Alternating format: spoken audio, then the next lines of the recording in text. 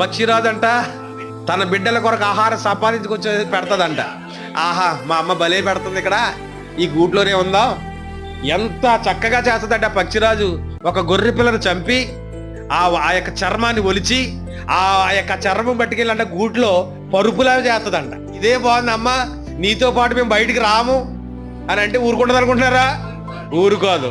వాటికి తనకు సొంతంగా ఆహారం సంపాదించుకునే వయసు వచ్చినప్పుడు ఆ గూటిలోంచి ఒక్క తల్లి తెచ్చుకో, నీ ఆహారం నువ్వే తెచ్చుకో. 18 సంవత్సరాల ఇంట్లోంచి గంటేయండి, వాళ్ళ ఆహారం వాళ్ళే పోషించుకోవాలి.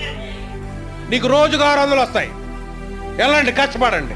ఎవరిని ఆశించకూడదు, ఎవరిని అడగకూడదు, ఊరికి ఎవరి దగ్గర తీసుకోకూడదు. నీవు కష్టించిన దానితో నీకు తృప్తి ఉంటుంది, నీకు ఆనందం ఉంటుంది, నీకు సంతోషం ఉంటుంది. కనుక కష్టించడానికి ప్రయత్నం చేయండి బిడ్డలారా.